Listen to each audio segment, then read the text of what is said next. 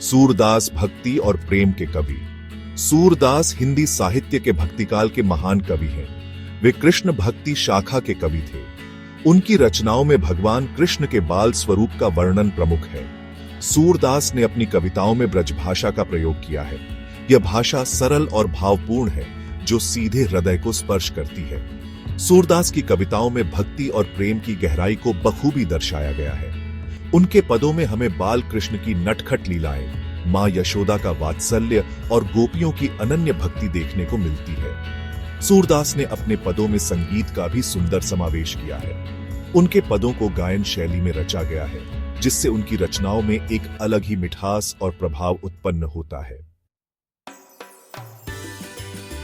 सूरदास ने अपने पदों में बाल कृष्ण की लीलाओं का वर्णन बड़ी ही मार्मिकता से किया है। मैया मोहिदाऊ बहुत खिंझायो पद में वे दिखाते हैं कि कैसे बाल कृष्ण अपनी मां यशोदा से अपने बड़ाढ़े भाई बलराम की शिकायत करते हैं। बाल कृष्ण कहते हैं कि बलराम उन्हें काले रंग का कहकर चिढ़ाते हैं। वे कहते हैं कि बलराम उन्हें गाय के बछड़े जैसा बताते हैं। इस पद में वात्सल्य रस का सुंदर चित्रण है। एक तरफ बाल कृष्ण की नादानी और शिकायत है, तो दूसरी तरफ मां यशोदा का वात्सल्य और प्रेम है। सूरदास ने गोपियों की भक्ति का वर्णन भी बड़ी ही खूबसूरती से किया है। उधो मन न भय 10-20 पद में गोपियां कहती हैं कि उनका मन अब किसी और काम में नहीं लगता। वे कहती हैं कि उनका मन बार बार कृष्ण की याद में ही खोया रहता है। उन्हें कोई और काम करने का मन नहीं करता। जैसे बनी आयो रह गुजारी पद में गोपियां अपनी विरह वेदना व्यक्त करती हैं। वे कहती हैं कि जब से कृष्ण मथुरा गए हैं, उनका जीवन बहुत कठिन हो गया है।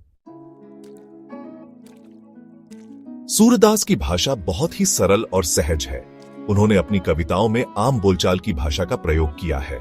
उनकी कविताओं में संगीत का भी समावेश है, जो उन्हें और भी प्रभावशाली बनाता है। सूरदास के पद आज भी लोगों को भक्ति और प्रेम का मार्ग दिखाते हैं। सीबीएसई पाठ्यक्रम में सूरदास की कविताओं को शामिल करने का उद्देश्य छात्रों को हमारी समृद्ध साहित्यिक परंपरा से परिचित कराना है। सूरदास के पद हमें सच्चे प्रेम और भक्ति का मार्ग दिखाते हैं।